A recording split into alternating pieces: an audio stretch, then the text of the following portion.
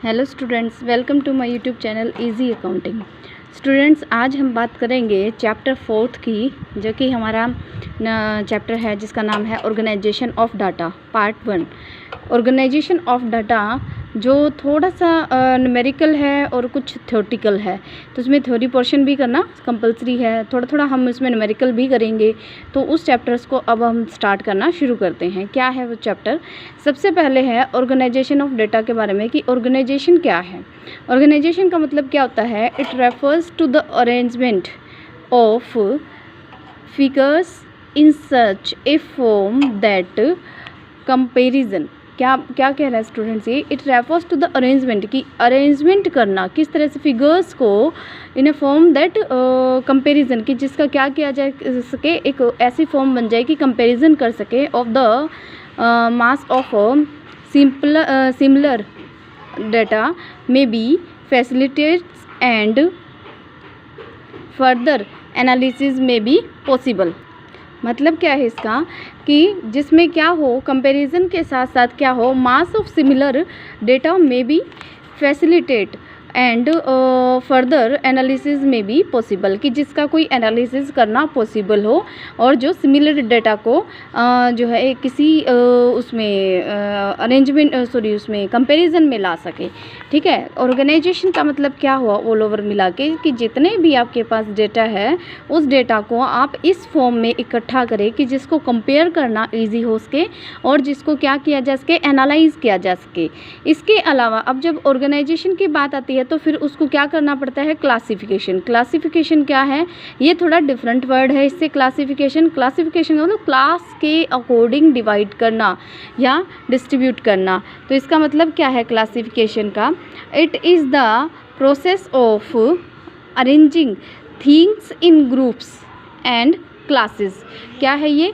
कि ये एक ऐसी प्रोसेस है जो ऐसे अरेंज करती है चीज़ों को कि जो उसके ग्रुप्स और क्लासेस के अकॉर्डिंग टू देयर रिजेंबल्स, कि उसकी जैसे हैं वैसे ही उसे उसमें फॉर्म में चेंज करना and give expression to the unity of attributes that में exists amongst a diversity of individual, कि वो जो इंडिविजुअल है उसके अकॉर्डिंग उनको क्या करना, चेंज कर देना उसकी क्लास, उसकी ग्रुप के अकॉर्डिंग, जिससे हम कोई रिजल्ट निकल सके। जैसे फॉर एग्जांपल स्टूडेंट्स, एक स्कूल है जिसके अंदर बच्चे हैं, कम से कम 5000 बच्चे अगर मान के चलो एक स्कूल में हैं, तो अब उन 5000 बच्चों के क्या किया तुमने? जैसे मान लो ऑर्गेनाइजेशन है, तुम्हारे पास क्या है? डेटाज हैं उसके, उनकी जो है जितने भी डॉक्यूमेंट्स हैं वो सारे इकट्ठे किए हुए हैं तुमने।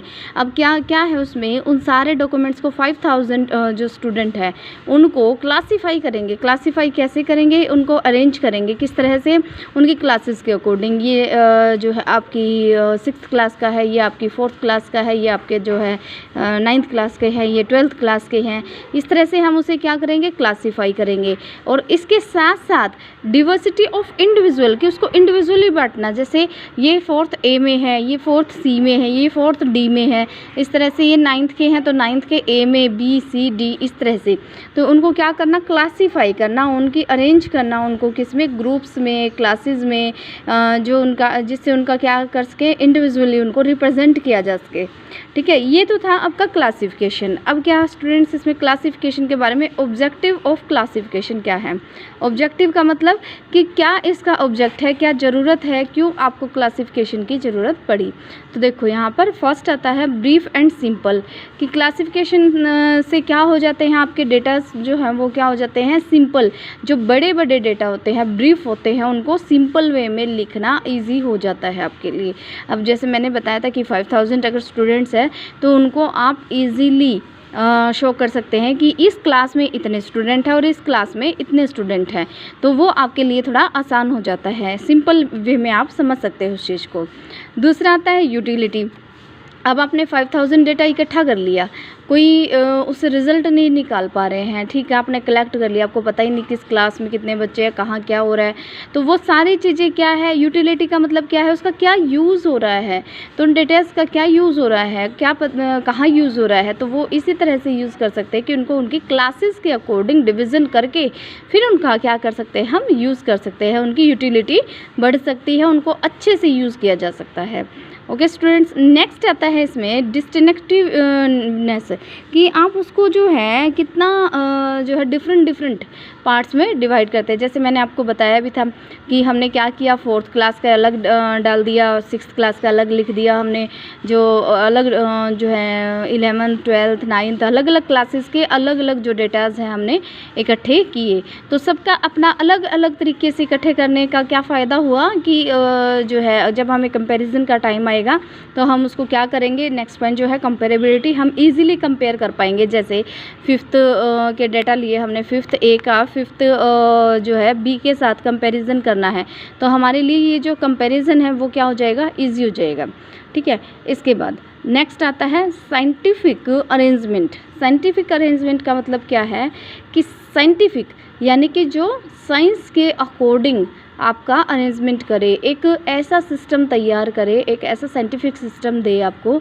जिससे आप डेटास को इजीली कवर कर पाएँ, उनको इजीली समझने लायक बना पाए, कि उसको कोई भी पर्सन आसानी से समझ सके। ऐसा ना हो कि भी जो देख पा रहा है उसको समझ ही ना आए कि किस तरह के डेटा हैं, क्या इससे इन्फॉर्मेशन निकल रही है, तो उसको थोड़ा साइंटिफिक वे में अरेंज करना, ये आपको क्या करता है, क्लासिफिकेशन बताता है। तो ये थे ऑब्जेक्टिव्स क्लासिफिकेशन के, मीनिंग एंड ऑर्गेनाइजेशन का मीनिंग। स्टूडेंट्स जो नेक्स्ट वीडियो है उसमें हम अपने अगले जो है टॉपिक की बात करेंगे। तो आज के लिए इतना ही। Thanks for watching me, please like and subscribe my channel.